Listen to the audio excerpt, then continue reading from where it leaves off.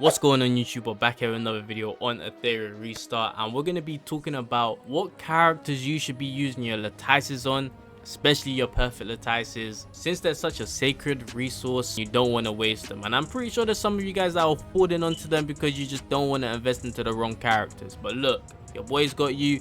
We're going to go through the characters that are worth Latticing, so hope this video does help y'all out. Like, subscribe, run it up. Let's get to it. First over, I'm just gonna skip over the SR units and just do them real quick. The thing, hey, if you got him, yes, your Lattice is on all of them, okay? The purple ones are gonna be a bit more frequent to get, a bit more easier to get, and you know, you're probably not gonna be building an insane amount of SR units, so you know, you could just get away with investing into a few of them and investing a lot into them. But yeah, the thing's gonna carry you in shell bosses, and it's gonna carry you in Terramaton and in Aurora. You know, he's gonna be able to do all that content for you, so leveling up, amazing. Valerian skill 3 is something you want to definitely invest into. You probably see everyone using Valerian because she just prevents you from dying from, you know, the first attack or whatever of a boss or enemy, so that just ends up coming in clutch. So yeah, leveling up her skill 3 so you can start off with the bubble or shield or whatever it is definitely worth it. Now you might see some people saying you don't have to worry about the skill 2. That is true, you know, you don't have to invest into skill 2, but for me personally, eventually I'm actually going to invest into the skill 2 just because I use Valerian so much and I use her everywhere, and you can use her everywhere. Leveling up that skill 2 just for some extra benefits probably won't be the worst idea. Another one I want to throw in there is Kazuyo the Revere, Doki Doki, PvP, other PvE pieces of content. I think she's going to be amazing because of her just because she can slumber units, okay? And the slumber is clutch. Number one, it does attack down. I think it could also push back as well. I'm not totally sure. I think it could. But if your DPS character acts after Kazuyo, they're also going to have an additional 25% damage to the units that are slumber. Then you also got to think about the momentum set, because momentum. So you also got to remember that with the momentum set, because momentum, the more debuffs that are on enemies, the more damage you could do. And slumber also counts as a, you know, a debuff. So, you know, pairing those little things up like that just to do extra damage is definitely a go-to. But Kazuyo is going to carry you in Doki Doki. 3 turn cooldown, amazing, especially if you're running like Codex of Magic for a quick run, or and you know, shows like Halloween as well could work really well with her just to, you know, get more turns to use her CC. But yeah, Kazuyo the Rare, definitely worth it. I know some people are leveling up skill 1, you know, just to get an extra percentage. You could, but for me, I mean, she just does well anyway with that level 1. Another SR unit I want to throw in there is definitely my boy Viper. You don't have to go level 5 on a passive. I probably just went too much into that, but you could. This being level 5, I would say is definitely a must. He's gonna carry you in Aurora, he could carry you in Nico Nana as well, and it's just gonna be a really good character to have some Lattices into, especially eventually once you get into PvP. A character like Viper is definitely something you could use, especially if you want to run that tanky bolt comp with Tiamat and have Viper in it. Viper could end up being clutch because that speed down, attack down is good, and obviously being able to dispel the buffs that the enemies have. Obviously, if you got a dot comp, you're probably going to want to invest into Fangus and Obul. There are good in pieces of content. Catchy the Guard. You know, you could get away with it having that level 1, but you know, taking this to level 5 ain't a bad thing to do. Now this Sonya as well, as I said, if you're running that Tiamat comp, having her leveled up on all 3 of her skills, to be fair, is definitely not a bad thing to do, just because it's going to make her like real tanky and be able to heal a lot more. Another one I want to quickly throw in there is my boy Kraken. So he does have a high cooldown at 5. Obviously if you level it up, it goes to 4. His ult is kind of insane because it could also push back and it freezes, and it does a decent amount of damage too. But just the freeze is amazing because it saves you for a turn to be able to do, you know, a whole rotation of damage, keep your team alive and not take damage that turn, right? Also, if you're running it with certain other characters that could reduce cooldowns, and if you've got a certain show on him like Codex of Magic or Halloween, so he could, you know, get his ult more frequently, then you know, you guys get what I'm getting at. You might be able to use this ult a lot more and a lot more frequently.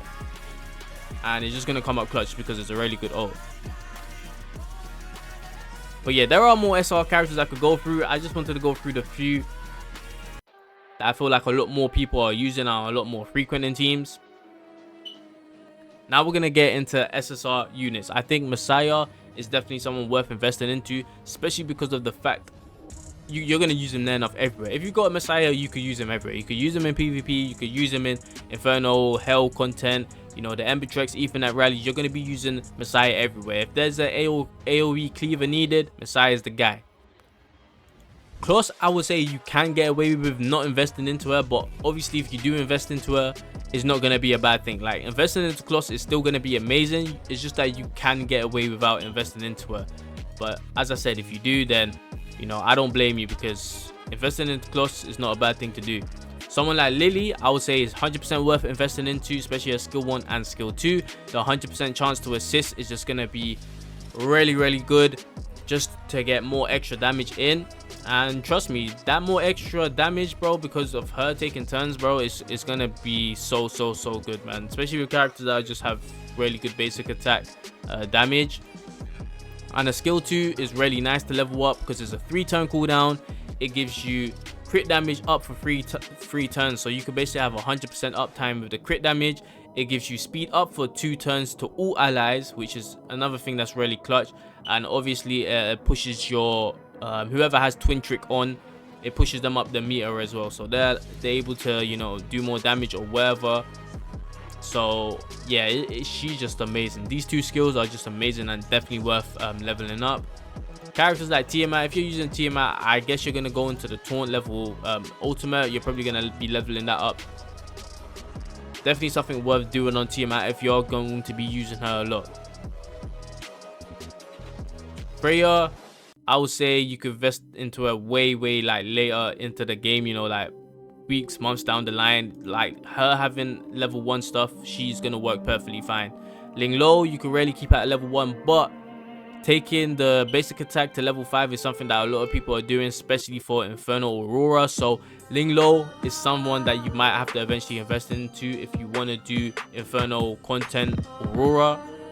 And it wouldn't be a bad thing. As I said, you're going to be able to use her in a lot of places.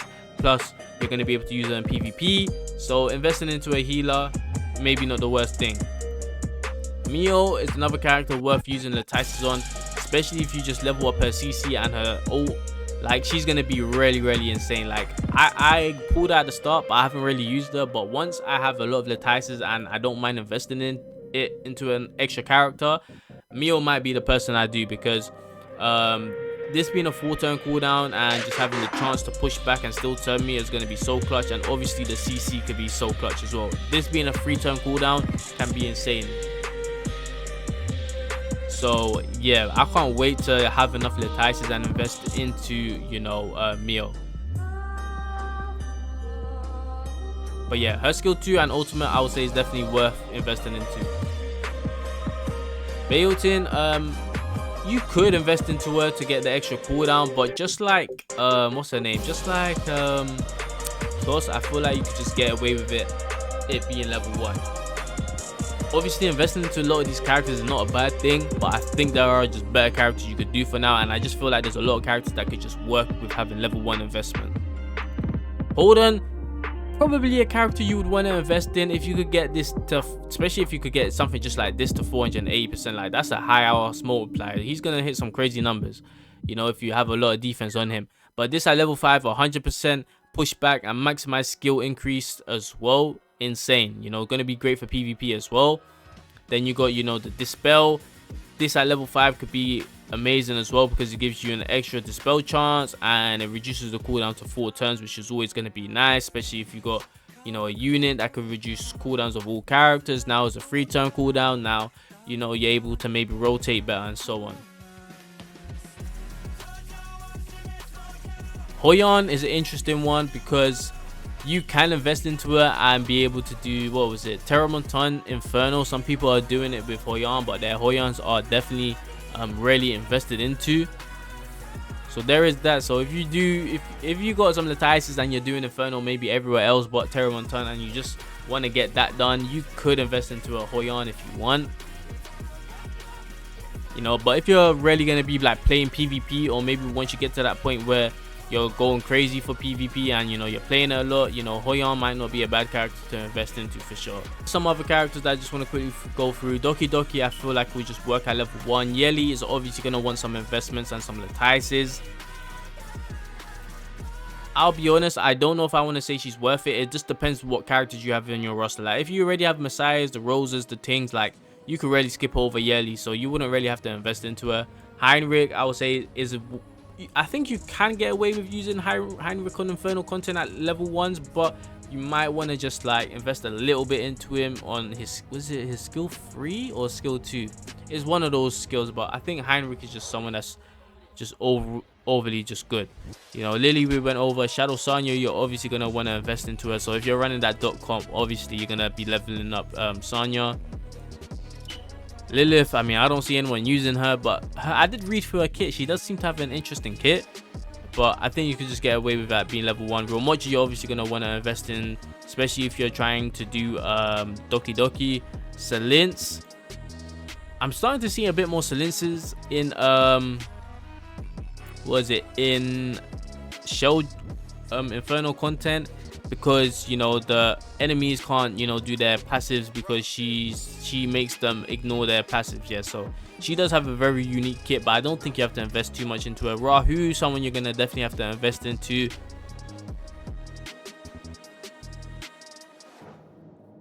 Just for him to be a better character and just do better things, but he's gonna be an amazing character if you invest into him. Tsukiyomi, not too sure about her.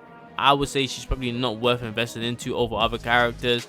Rosa takes a lot of investments, but it does seem like the people that do invest into Rosa have no regrets, because she does seem to end up being insane. So yeah, maybe investing into Rosa is worth it. It is a lot of investment, but it seems to be worth it. Jada, you could definitely invest into, because you're going to be able to do a lot of content with her, so definitely invest in Jada. Borg is an interesting one because I see no one using him. I haven't seen this guy in any Infernal content or anything like that. I don't know if the attack scale and multiply just doesn't work well, so people are just not using Borg. But I do think he will be good in PvP, especially because he could dispel